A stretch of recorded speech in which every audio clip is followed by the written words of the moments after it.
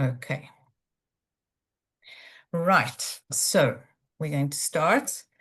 Hello to everybody, everywhere from Israel. Thanks for joining us for our Coles Share Your Stories meeting, which will be devoted to hearing the stories of Emanuel Derman in New York and Merle Levine in Stanford, Cape. Before we begin, I just wanted to give you a very, very short sort of few sentences update of our activities, which can be followed on our website, which is www.chol. And you can check out presentations that have been given, that's recorded Zoom sessions, news stories that you've sent, the community section, which is growing nicely, as well as memoirs, resources, and newsletters. We also have a new Facebook page called Cole, which is taking off slowly but surely.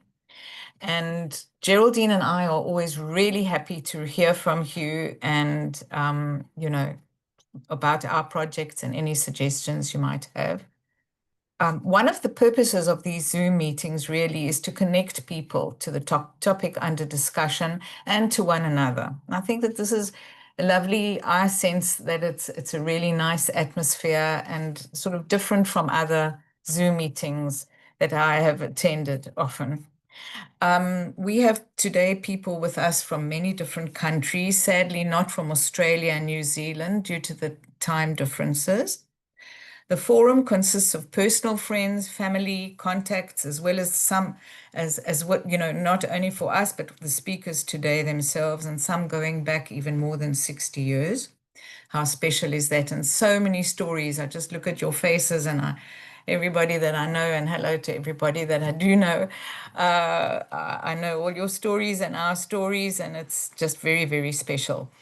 Also, I just wanted to say that recently I was on a fantastic writing course, and the facilitator, Sally, is here, and it's so sweet of her to come, and two other friends are also here from that, or three, I think. I've just noticed someone else coming in, and that's fantastic. And so for the next while, I invite you all to feel comfortable and relaxed listening to our speakers. Hopefully you'll be stimulated by what you hear and intrigued by the amazing scope of the memoir genre. So let's start. The genre of life writing is bigger and broader than ever. Many of you have, I know, personally started writing your memoirs, and if not actually writing them, then planning the moment that you will.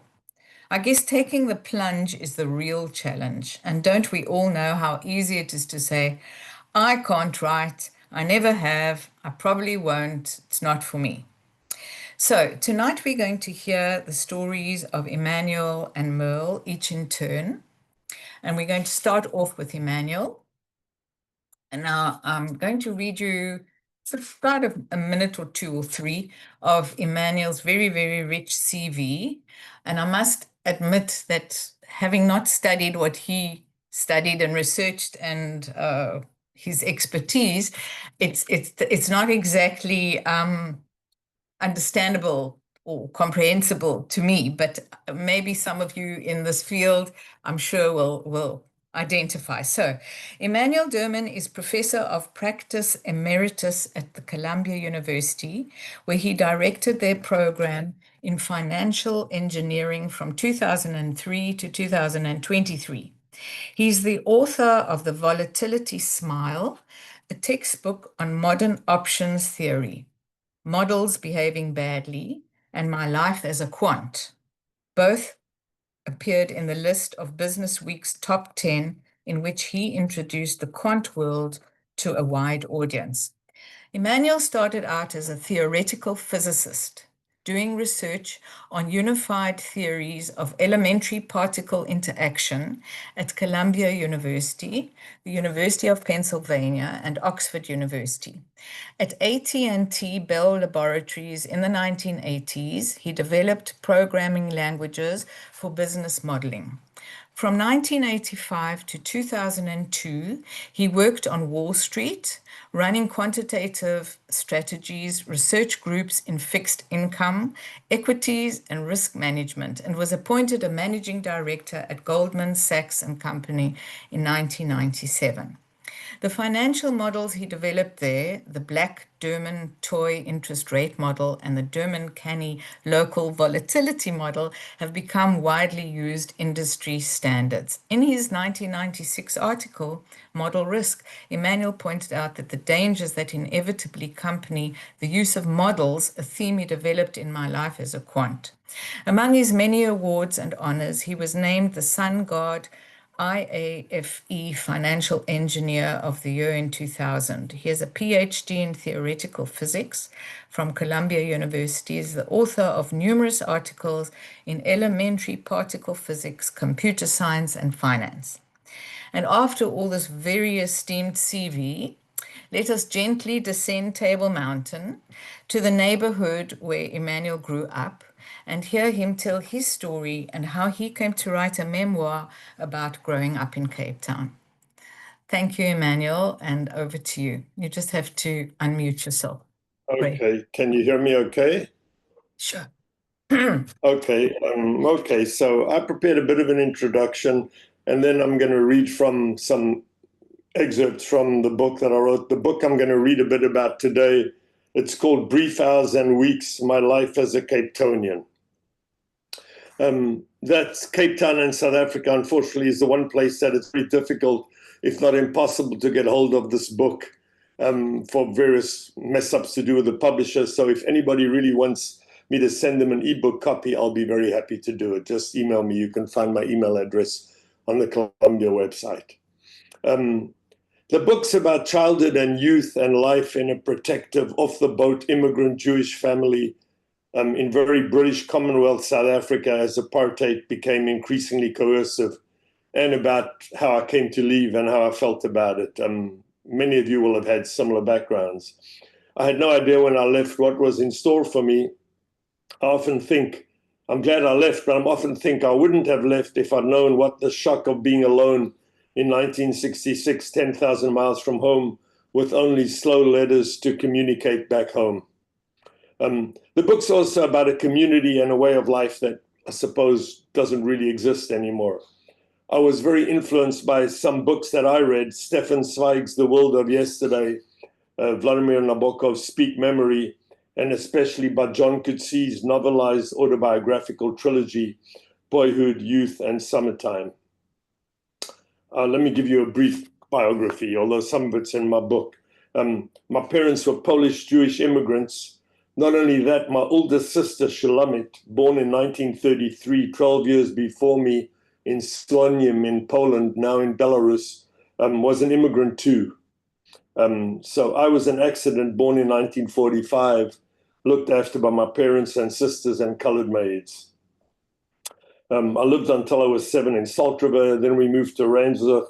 I went to Herzliya, then, as Gail described, went to UCT to study theoretical physics, and then to New York and at Columbia. I spent years there writing a thesis and publishing papers. Gail mentioned a lot of that.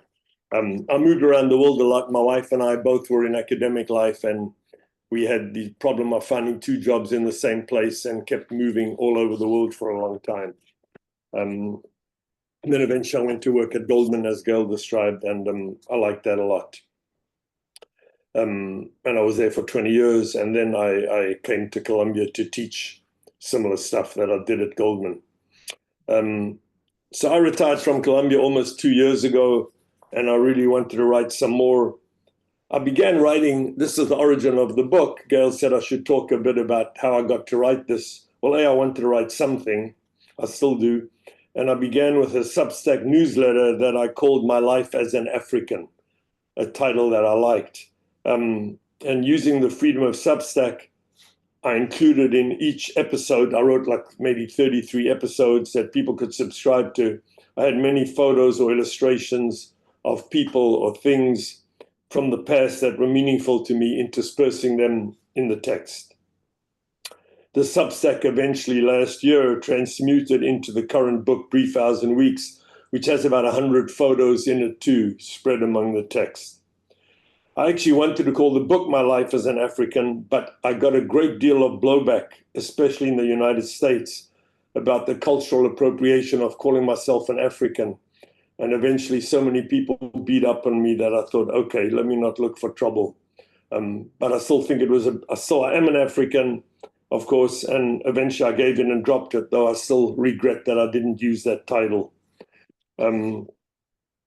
Actually, the biggest influence on me was John Coetzee's Trio, which I still periodically reread. I think not all of it is true. I mean, he says it's novelized. And I wanted to evoke a time and a place and the life that, as I said, is now almost a lost world, Jewish Cape Town in the late 40s and 50s and 60s.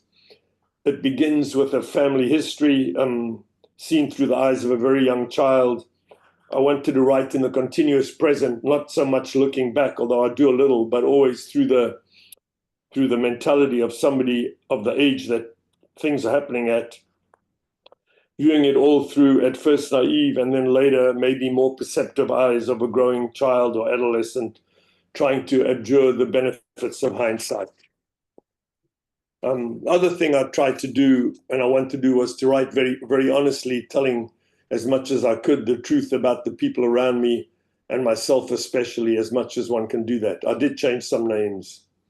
The writing wasn't that hard. Did I ever have lots of angst about what I was doing? One person told me that there was something self-indulgent about writing about one's childhood, a whole book about it. And actually that had occurred to me independently. And that worry came back to haunt me at regular intervals. Still does a little bit today, but not quite so much. People I knew who read the manuscript reassured me that it wasn't self-indulgent, but since they were people who knew me, I never totally trusted their soothing. What finally made me feel okay, after the book was already printed, my publisher actually sent a copy to Coetzee himself, and he wrote back with a very I don't know what to call it, a very nice blurb, which I'll read you. He wrote, brief hours, this is what he wrote, brief hours and weeks awakes many memories of Cape Town, the city of Emanuel Derman's youth and mine, as it was half a century ago. The chapter on the lonely Mrs. Gold is a triumph. Since he doesn't know me and has no reason to make me feel good, I'm very happy about that. Let me tell you before I start reading 3 quotes by writers that I like that had an effect on me when I worried about the accuracy of my memoir. One is a woman called Sheila Hattie, who wrote in an interview, "The self's report on itself is surely a great fiction." A second one is Felix Salmon, a finance writer, who doesn't remember it, but once said to me, "Write the truth, not the facts." And then there's a Jewish, although he converted, I think, Jewish writer who's not alive anymore, James Salter, who wrote, "If you want to keep a secret from your children, put it in a book." Okay, so now I'm going to read some excerpts. I decided I would share the screen. So let me see if I know how to do that. Whoops.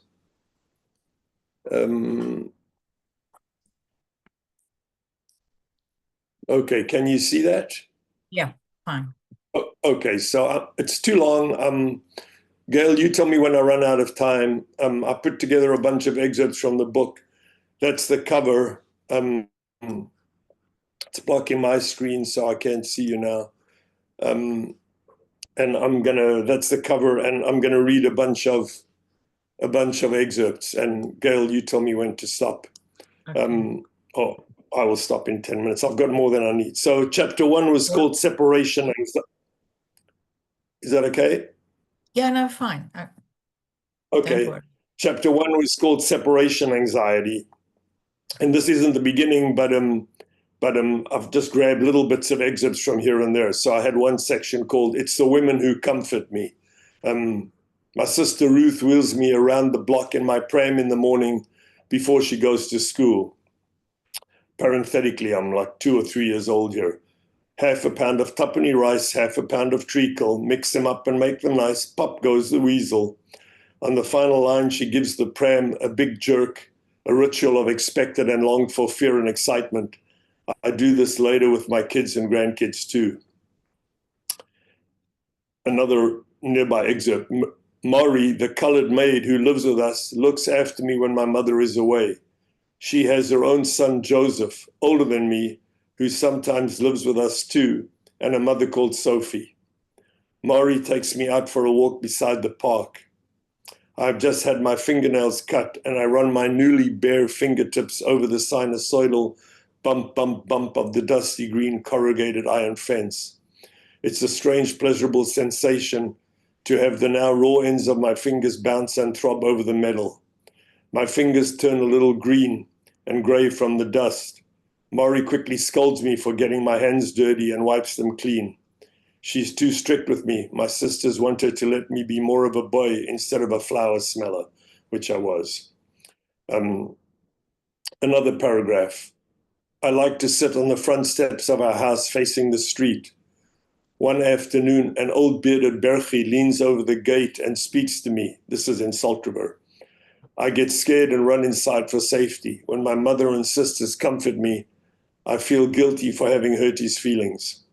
All my life, I feel a bit like an outsider, and I like that feeling. In the living room one afternoon, I sit on the floor and listen to the wireless. It's a show about Jesus that is strangely persuasive, but I know I am Jewish and that this isn't right. This is bits from chapter 2. It's called Prost or Edel, Prost being the Polish Yiddish word for vulgar, and Edel being the Yiddish German word for refined. This section in the middle of there is called Her Past is a Mystery to Me. My mother was very beautiful when she was, there's some photos of that. My mother was very beautiful when she was young, more so than anyone in her family, and much more so than anyone in my father's. She married late at almost 27. It wasn't an arranged marriage, but since they lived in different towns, someone must have introduced them with a purpose. They looked mismatched in their wedding photo, which I didn't include. She, Greta Garbo-ish and sophisticatedly European-looking, he seated, earnest and boyish and slightly naive-looking. The woman in that photo is not at all like the mother that I knew. The man is more like my father than she's like my mother. Her past is a mystery to me, and her youth especially so. How did she undergo this metamorphosis from film star lookalike to immigrant, hard-laboring mother and housewife? Who introduced her to my father in Slonium when she lived in Brest-Litovsk? Why did she marry so late? What did she do during the almost 10 years between finishing high school in Brest-Litovsk and getting married? She may have worked for her father, a bookkeeper. My sister Shulamit used to say my mother had been in love with a man in Brest whom her parents didn't approve of because he came from the wrong side of the tracks. My mother had 3 standards that rule her life: family, stoicism, and edelkeit. Family means children. The mother of one of my friends, Mrs. K, told my mother, "My husband is more important to me than my children." My mother repeated this statement to us incredulously several times. It was incomprehensible to her. And Mrs. Wilkin, the recently widowed and childless middle-aged Afrikaner lady next door, told my mother across the fence that she had met a man in a church and now was in love with him. That too was inconceivable to my mother, quite laughable. Mrs. Wilkin had lost her mind.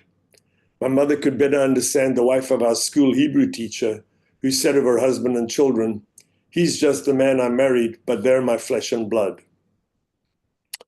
Stoicism. She has suffered many losses and does not complain. Besides Shulamit, Ruth, and me, the only blood relatives she has left in the world are in Israel. 2 younger sisters, Naomi and Yafa, and a younger brother, Yossel. The 3 of them jointly emigrated from Poland to Palestine in the early 1930s when she herself came to Cape Town. She does not see them for the next 15 years. That photo is from Haifa in 1933 of her 3 siblings in Israel, in Palestine. Her youngest brother, Label, and younger sister, Paya, had been too young to emigrate when their siblings did and stayed behind in Brest-Litovsk with their parents. They all perished together. My mother rarely speaks of them. Third one, edelkeit. More than any other quality, my mother cares about edelkeit, Yiddish for refinement. She looks down on vulgarity and commonness, as does my father. The worst thing to say about a non-evil person is that they are prost, Polish Yiddish for vulgar. She also looks down on people with insufficient education, But to be fair, she recognizes that uneducated people can be idle too. One can be idle by nature. We, I deduce from many remarks about others, are idle. Why, I wonder later, is prosness such a big deal to my immigrant parents, such a demarcator of people? Vulgarity is a big deal to my grown sisters too. Is it, quote, the narcissism of small differences, that's from Freud, among competitive immigrants? Why were we really idle? My sisters believe so firmly and proudly. My mother, I decide, really was idle. The rest of us, I'm really not sure. Yiddish words, entreaties, and curses that they used. My parents speak Yiddish to each other, but often also to us. It's not a language they can use to hide facts or opinions. For that, they must resort to Polish. But their Yiddish is filled with Polish Yiddish compliments and curses. Krasavets is a handsome boy. Krasavica is a beautiful girl. Drobnia is small change. Prichoska is a fancy hairdo, a styled wave in the hair. I hear this a lot when Tony Curtis's forehead curl becomes popular with 1950s teenagers. Paskudniak is a really despicable, disgusting person, a crook. Pshakref, my mother sometimes used to say. This is mysteriously very, very bad. When I ask her what it means, she's embarrassed to have said it. When I push her, she reluctantly explains it means dog's blood, or in Yiddish, hundische Blut. Still not quite sure why it's such a bad word. Curses, acholera af dir means a cholera on you. Akadochas af dir means malaria or a fever on you. And often, was willst du für meine Leben, was legst du mir in Drerd? What do you want of my life? Why are you putting me in the grave? This last one is usually directed at spouses or children who cause grief. Hey, should I go on, Gail? I'm not sure. Yeah, sure. Okay. This I just cut out because it struck me. My daughter's a teacher, and it struck me how different life is. In those days, it's just from a section called Death Girls and Songs. In those days, teachers had no problem with cuddling children. Here's a photo of the kindergarten class together on the steps of the school in Hope Street in Cape Town. Every lady teacher in the picture has her hands on a child, a display of affection for Burton today. I'm third from the right, etc. Yeah, my daughter is terribly worried that she will put her hands on any child and be rebuked. Chapter 8 is called In the Hood, in the Neighborhood, about all the people I live near. Leon Jacobson is one of them. This is just a short section. On Sunday mornings, my father brings me the comic section of the Cape Times in bed so I can read the adventures of Prince Valiant or Brick Bradford and his Time Top. One morning on the front page of the main section is a story about Mr. Berlin, our neighbor. I used to play with his older kids. The father of the two boys, a gray-haired, rotund man. A lawyer in his 40s, he was found on the floor of his town office with a young black woman, a consummation that is illegal under the 1957 Immorality Act, the nationalist government law that forbids intercourse between whites and non-whites. The paper says that his doctor testifies that he had prescribed pills for Mr. Berlin's heart condition. I wonder, was the black woman also doing it because of the side effects of a medicine she had been given? I don't recall what sentence any of them received, if either of them received. This is called the Isle of Capri. It's where I first learned about sex. But that's not what this section is about. In Montague, I like to hang out with the older kids. We used to go there every winter. One of them is a girl who is also on vacation in Montague the year I turned 10. She's 12 or 13, older, vivacious. Her name is Rosa Ludney from Sea Point in Cape Town. I've never known a girl with such a euphonious name, Rosa, before. She tosses her head and hair scornfully when she replies to boys' questions. Her mother's solidly built and has an acneed face. Her father's kind of nondescript. The Ludneys are much younger than my parents and walk together in an affectionate, almost sexy way that makes me think. Rosa's brother, a bit younger than me, is called Ivan. My mother remarks disparagingly on the name Ivan, It's a Russian peasant name. And why did they give a Jewish boy a Russian peasant name? But I'm attracted to Rosa with her flashing eyes and dark looks. My cousin Clark, who looks funny, who can be funny, walks around pronouncing her name exaggeratedly as Rosa Ladny, as though he was speaking what he imagines is Koza. He's not in a power as I am. I follow her around sometimes and try to get her attention.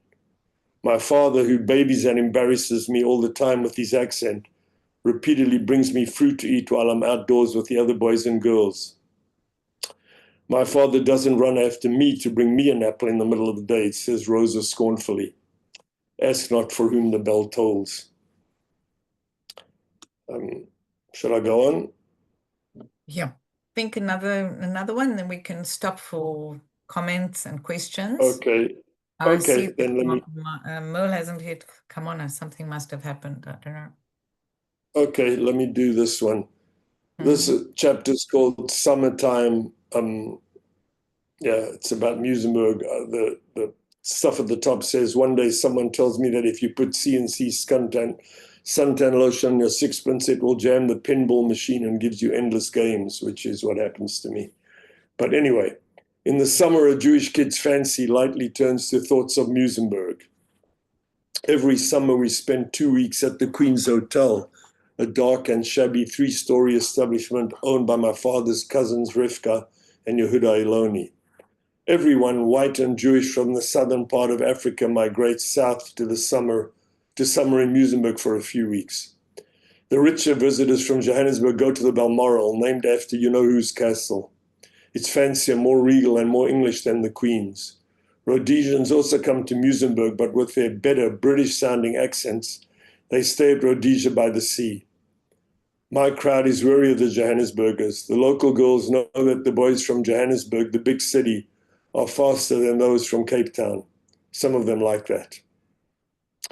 There's a ritual to entering the snake pit, if you're old enough for the social scene.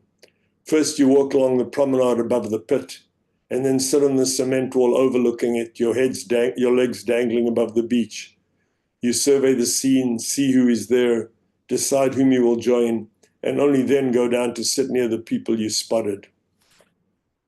In the snake pit, when I'm 10 or 11, the really cool boys and girls wear thin gold or silver chains with stars of David around their necks. There's something sexy and shameless and insincere about their wearing the symbol. Still, I want one too. I want that look, but my sisters think it's Prost, and I know I cannot embarrass myself by asking for one. Some other boys and girls wear silver-linked identification bracelets engraved with their name, which they swap to show they are cased and going steady. I'm years away from that too, and anyway, the bracelets have a touch of Prostness too. Okay. Okay. Well, that was really, I think, so descriptive, and it seemed so easy for you to write all that. That's what struck me when I read your memoir, Emanuel, that, all the years that you haven't been there, it just feels like it never left you, and that all these stories were just waiting to come out. And I was just do have a wondering. very good memory. I Yeah. do have a very good memory for the past, unfortunately. Yeah. Well, did you write this all in one sort of a go? Did it take you a few years to do this? Because it's, there's a lot of material here. I And wrote yeah. I wrote most of it on that Substack probably in 2022 during the pandemic, or maybe late 2021 for about 4 months. And I wrote one episode every 3 days. It's not exactly like this, but I wrote the guts of it then, and then I cleaned it up later. Okay, And well, I discovered I had a lot of photos from those days. yeah. I think that, when one reads it, one gets the general feeling or the understanding that it's really, it sort of embellishes all the different aspects of a memoir. I mean, the way you keep the reader interested, the way that you choose your tenses and your dialogue, and you surprise people, or you surprise the reader every now and again, and that also keeps him right there. And it's not at all boring. It's very exciting, and I think that when I read it, I just, didn't want to stop. I kept wanting to go on and seeing what else you had to say and your ideas, your thoughts, your experiences. But really, more than anything, for me, it was your thoughts and how you viewed things, how you understood things, rather than, what actually happened, which for me sort of made it a very, very special memoir. Thank you so much. And I just want to say that just looking around the names here, I know that there are many, many people who knew you from that time and have probably stories also about you, but this memoir must have also meant a lot to them, as it did to me, because growing up in Cape Town, I think you said just about the way that you described things and your understanding of things was so important for me. And today, looking back and seeing somebody else, I've never met you, and I've never met many of the people on the Zoom, but I feel like I know you from how you wrote. So, that's my impression. And it's time for questions or comments. Anybody here, please feel very, very relaxed and comfortable to speak. Sorry, Emmanuel, what did you want I was to just say? going to say I mostly read stuff from the first half, which is still when I'm very young. The second half is much more, I don't know what to say, still about me and my friends, and more my friends, not my family, and sociological, but much more about living as an adolescent and at varsity in Cape Town. Well, I think it will be wonderful to actually be able to hear that. And if Mel's not pressing, we'll just carry on. What do you think, Gail? We could, but we could also maybe at just this point have a few questions or Yes, comments. if there are, certainly. Anybody want to say something, remark about something? Yes. It's written here, Emmanuel, I loved your memories. Can you tell me what Substack is? Substack is a very popular internet site that lets people write newsletters and charge money. I didn't charge money, but it started about 4 or 5 years ago, and a lot of people who used to write for newspapers moved to Substack and wrote political columns or whatever, help columns, and write weekly or daily episodes and make you subscribe to it. But mine was free.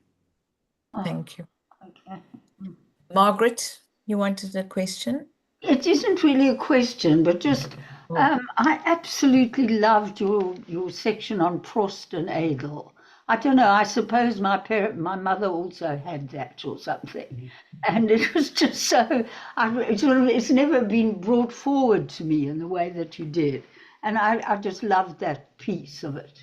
Yeah, thank you. It left a mark on me. Hi, I've got something to say. Yeah, Karine, Yeah. nice to see you. It's nice to see you, Gail. I'm Karine, and I'm the only one who is not from Cape Town, but my husband, Raphael Shevelev, grew up in Vredefort. Oh, And yes, I can see the connection. At some point, something that he wrote that had to do with a family physician there, whose name was Dr. Borelowitz, caused him and you, Emmanuel, to get connected. Do you have some memory of that? Sometime around 20. yes, I do. This I do. I once wrote a blog post about Dr. Borelowitz, and there's a whole chapter. There's a whole chapter in my book which I didn't read about Dr. Borelowitz. Well, this And created your husband and I used to correspond for a little. Your late husband. And this led to him and me reading with great interest My Life as a Quant, and to cause me to identify with what happens when you leave academia to do some other kind of work. But what you read today, for me, who am several steps removed, but have grown up with these stories of Cape Town in my ears, not grown up, but since my marriage, it's absolutely evocative beyond words. I mean, I was just smiling at Musenberg and just the descriptions of that way of life. So thank you very much. And Raphael is no more, but he would have loved to be here. Oh, thank you. Yeah, I remember writing with him, yeah. Thank you, Corinne. It's amazing, that story, actually, of Raphael and you and us and Cole and now Emanuel. Anybody else? Hello, am I there? Who? Menucha. Menucha. Yes. Can you hear me? Yes, sure. Oh, okay. I wasn't sure if I was still muted or not. I just want to say thank you so much, because I felt I was reliving chunks of my childhood, especially going to Muizenberg. We didn't go, well, we lived in the gardens in Cape Town, and in the summer, we didn't go to Muizenberg all the time. We went to my aunt's house in the Strand, which was my idea of Gan Eden. It was beautiful. Just couldn't wait to run across that sugary sand and run into the blue water, and it was warm, and it was just wonderful. But every once in a while on a Sunday, when we weren't going to Strand, we went to Muizenberg. And I still remember around 5 o'clock in the afternoon when the hotel started cooking dinner, and the whole air was smelled like whatever the food was that they were cooking. And it brought back just so many amazing memories. And I've already started to work on my memoir. Didn't get too far yet, but I basically went from like the time I was a little kid, remembering looking up the street and see Table Mountain up there, which I never actually went to the top of. My parents took visitors up there, but I never did. And then when I was 12, then we relocated to Canada, and then I wrote about my life there. But yeah, thank you so much for helping me remember my childhood. You mentioned Dr. Barilowitz, which is a name that I haven't heard in so many years. My mother always spoke about, we should call Borelli. Yeah. That was what he was called at the Yeah. Borelli. Even his wife called him Borelli. Yeah. Similarly for me, my family, my mother, sisters, brothers used to always talk about Borelli and used Borelli. Yeah. He was an outstanding clinician, and he also did anesthesia as a kind of a part-time activity of his. I always remember Borelli, when he used to come around, he had a bag with money, so he could give you change for the half a guinea, whatever it was. Amongst his instruments, etc., he had a bag with money, so he could give change to the patients. I was very intrigued by Emanuel's Prost and Adel, because I come from a mixed family, so to speak. My mother came from England, and my father came from a small shtetl in Poland, Sessamine, and she brought a lot of the Adel behavior of the British in my upbringing. And my father, of course, taught me Torah and other things that he knew about. So I was an amalgam of a mixed marriage, which had both Prost, and I wouldn't say Adel. I would say Adel, but not necessarily Prost, but two different influences in my life. Of course, the story about Muizenberg, and anybody who lived in Cape Town can't forget the days of Muizenberg and the snake pit. So that was wonderful, Emanuel. Great to hear. Bye. There's one. I just read you short. Sorry, all of these were just short extracts. I have a whole chapter on Muizenberg called Summertime. And actually, if I do read any more, I'm not asking to, but I can read you the chapter on Borelli. I have a whole chapter on Borelowitz.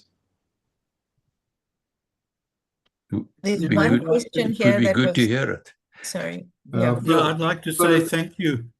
Philip, a name that will come to you is not so much Borelli, is Jack Prisman. Dr. Prisman.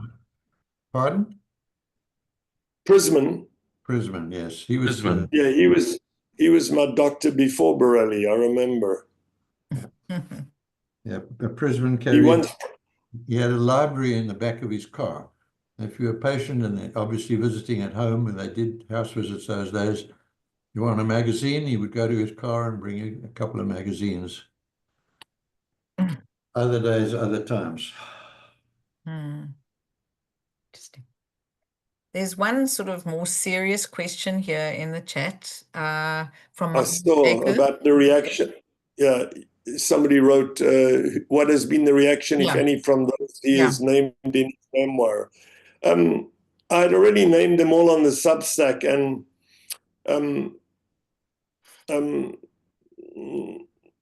I never got anything negative. There's one story that I wrote, called it 6 Moral Tales, about 6 friends of mine.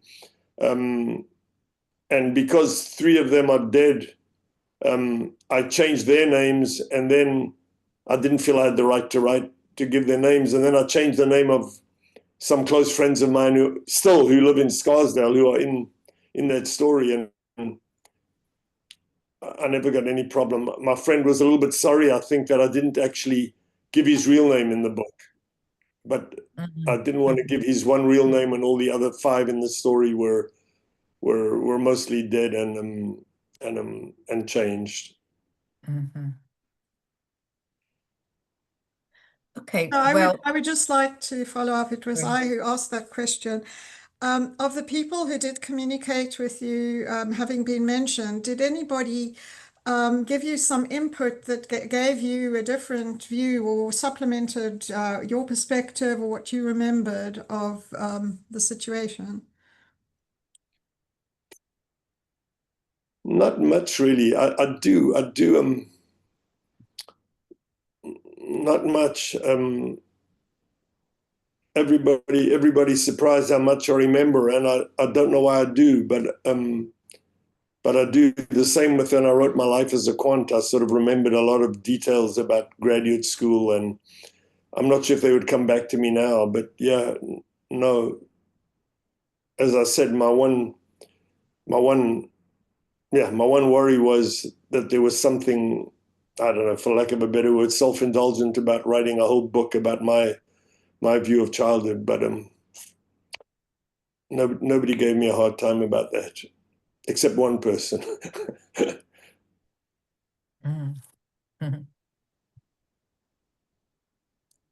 Okay, well, I think that we can definitely go on a bit, and it would be lovely to hear some more, what you choose to read, Emanuel, if that's okay by you. I think Mel must have somehow got lost in Hermanus. I'm not sure. She wrote to me and said that she was coming, and a few days ago, so I'm not sure what happened. But it would be lovely to hear if you'd like to.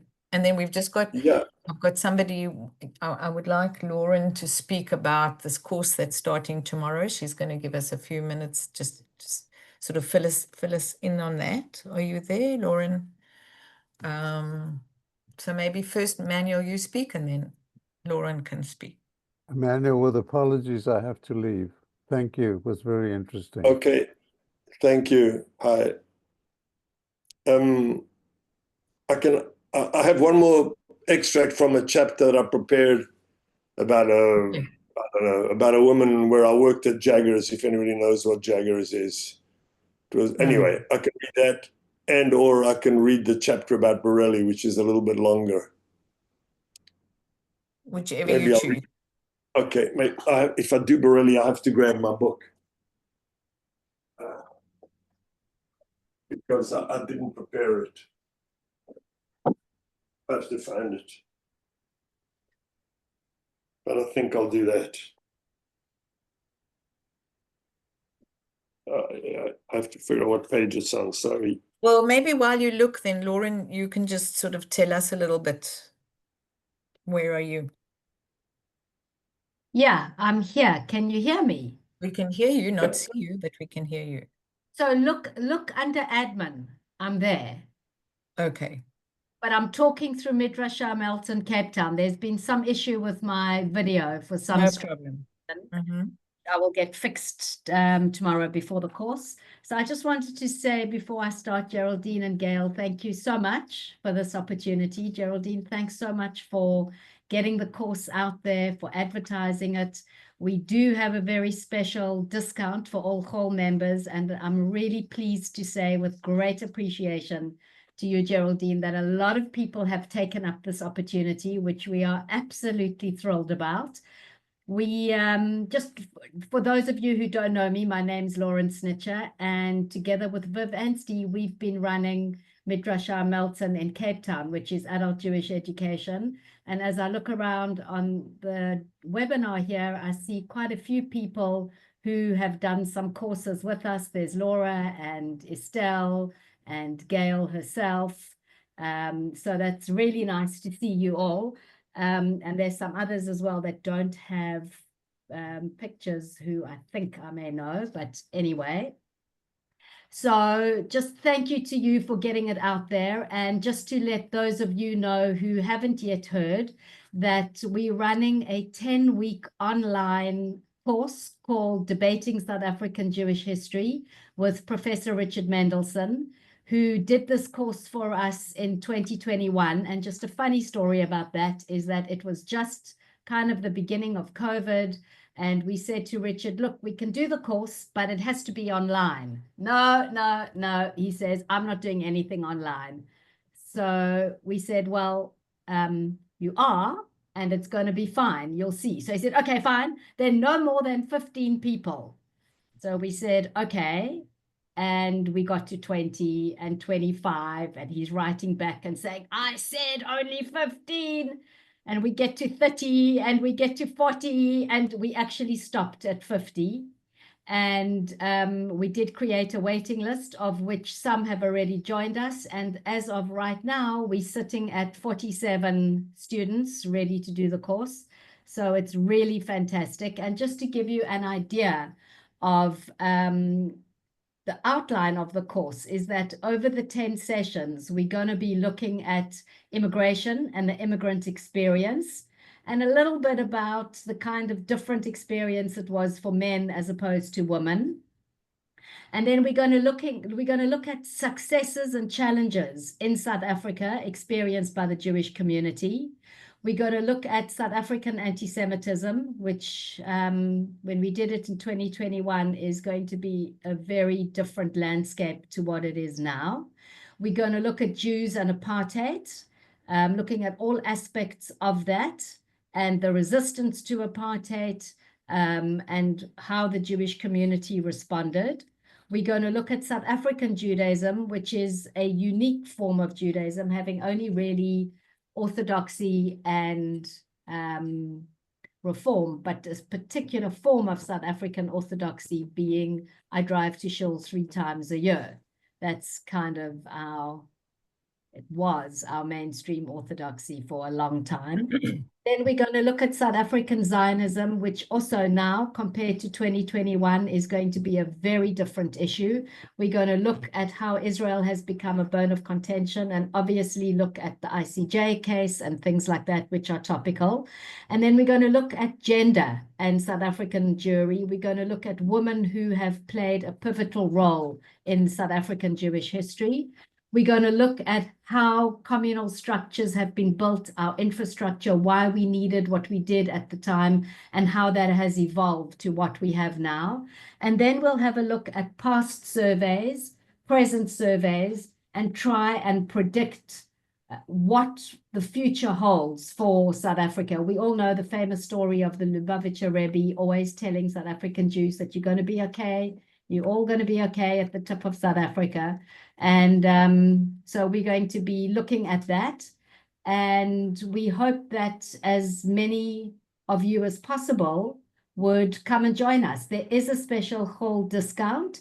Anybody interested to join can contact either Geraldine or Gail, or I'm going to put my email details in the chat and you can email me. But if you don't catch it, just do it via Gail and Geraldine and they'll forward it to me. Okay. Thanks. Thank you so much. Thanks, Lauren. Thank you so much. And yes, of course, we'll get details. I've just seen Merle. I don't know where you are, but I think you might have entered the Zoom.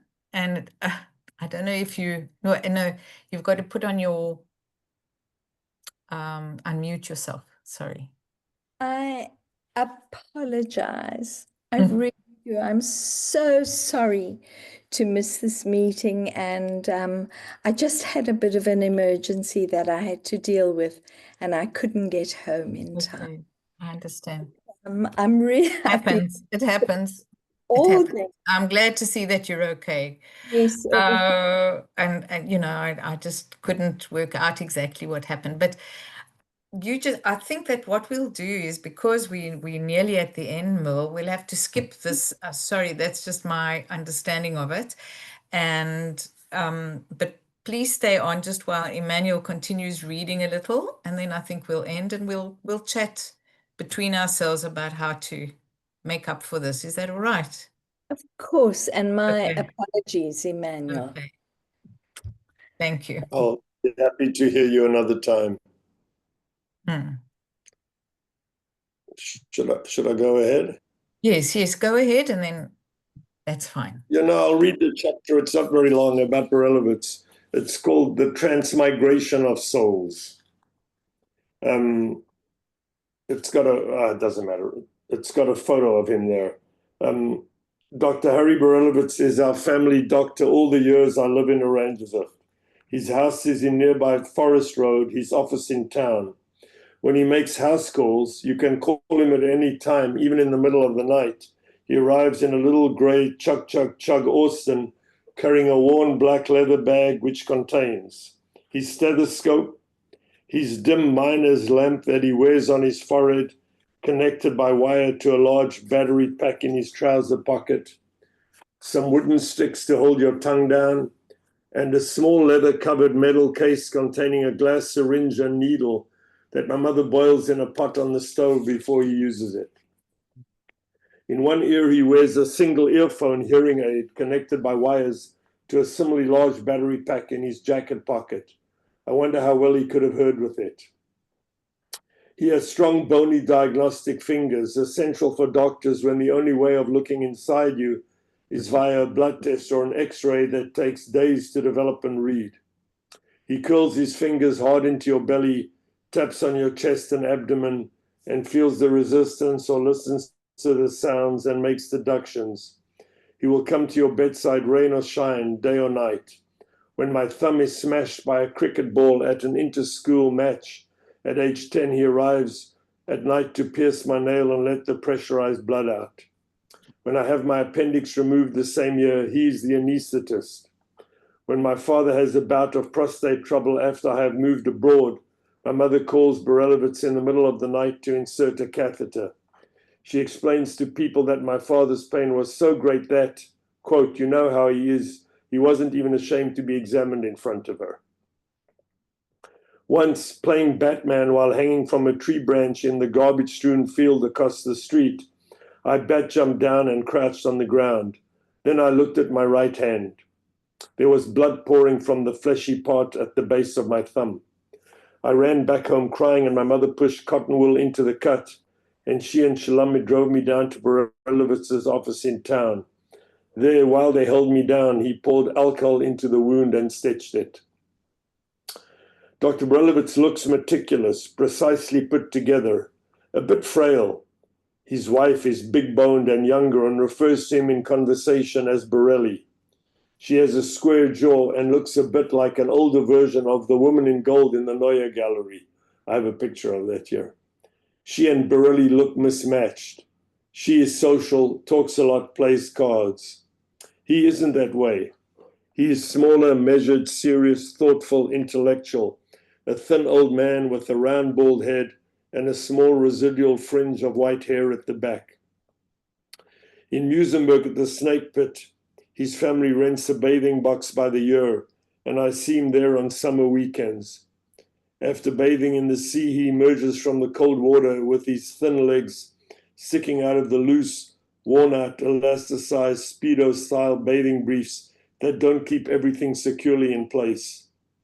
He flaps his arms back and forth to recover from the cold water, like an Olympic swimmer warming up at the edge of the pool before the race.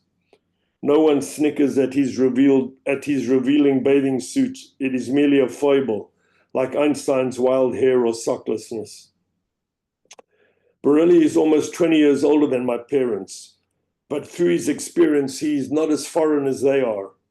He emigrated to South Africa at the age of 18 in 1907 from Lithuania.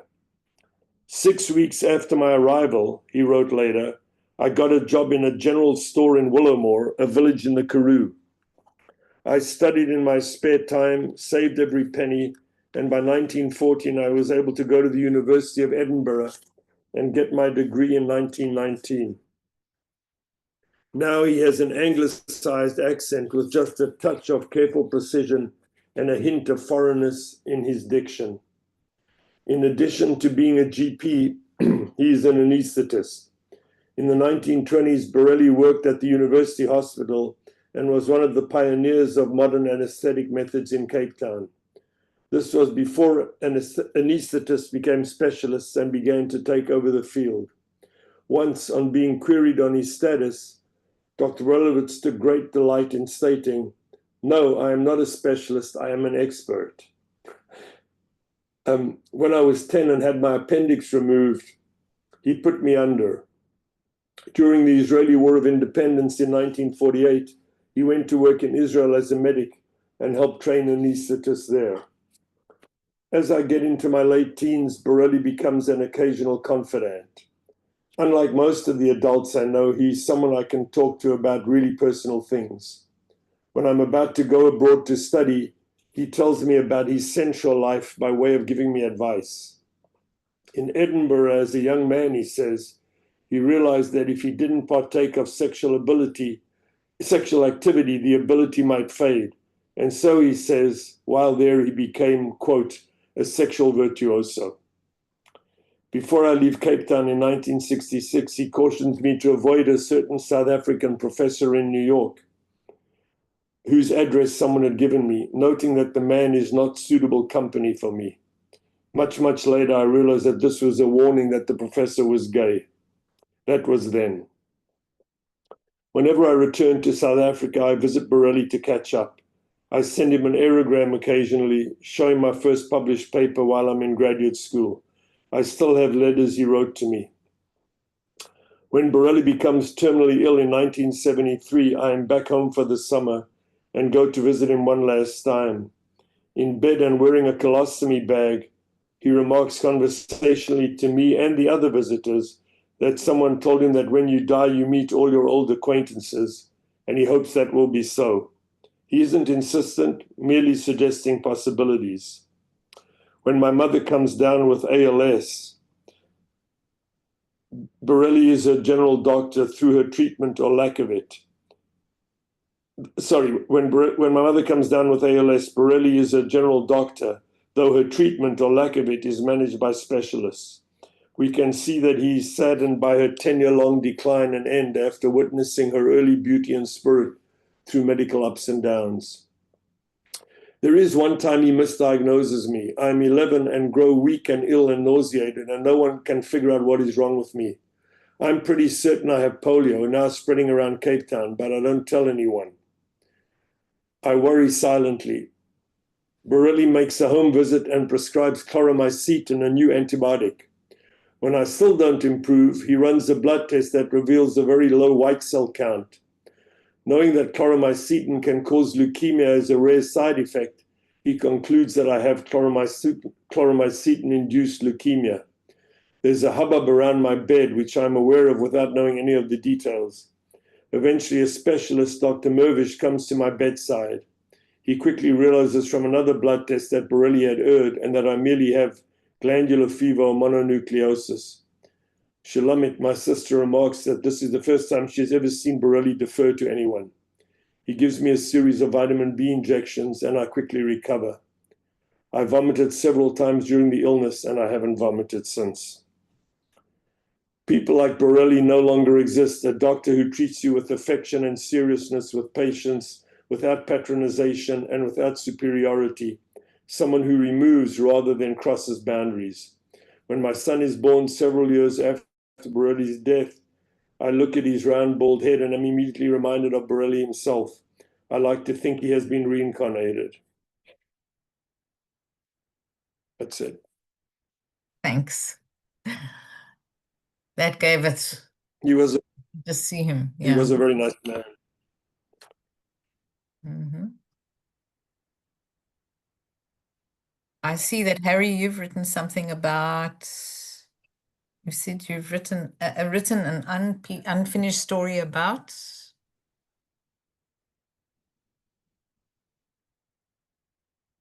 Mary?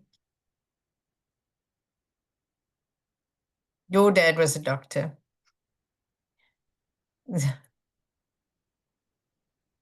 I remember number 1 Marmion Road, yeah. Yeah. My friend Julian Bubb lived across there on Marmion Road. Mm. Yes. Hello, can you hear me now? Yes. Okay. The point about that house at 1 Marmion was that it was at the start of a very steep hill. And there was a sort of a reverse snobbery amongst the professionals who lived in Oranjezicht, and this includes advocates. There were advocates driving wrecked old mini miners. There were advocates driving beat up old Valiant motor cars. For some reason, it was a status thing to drive a wrecked old car, and you knew that those were very wealthy professionals, but that is what they do, very eccentric. But that corner where we lived, those bloomin' old cars used to break down on the corner because it was the start of a steep hill and they couldn't get up the hill. So I became the car rescuer. I got calls from all sorts of oranges of people, and I had to go and retrieve their cars. They would just leave them there and then walk home. It wasn't very far. So I got used to rescuing old cars. That's lovely. Margaret, do you want to say something? Oh no, your hand is up. Maybe it's still up from then.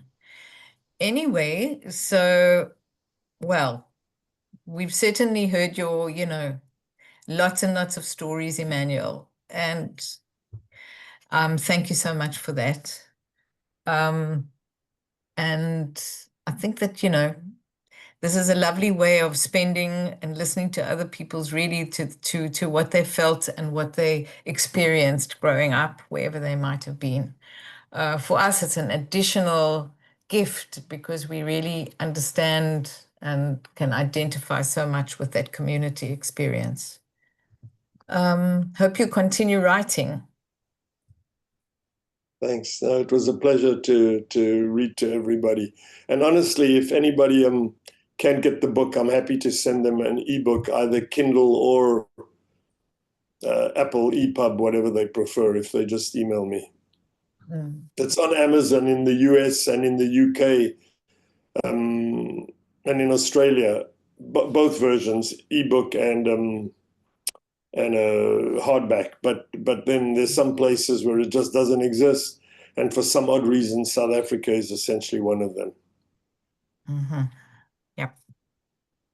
There are lots of lovely, you can see in the chat, lots of lovely thanks and comments, Emanuel, that you can read. And that's it. Thank you, everybody. I hope that the week continues to be good. It's been lovely having you all here. Just a shame. I always feel we can't now just really have a cup of coffee together. We have to say goodbye.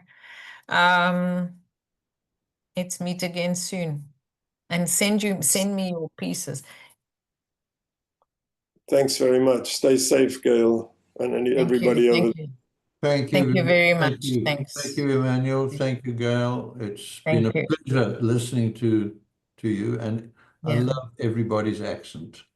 Thank you, Gail.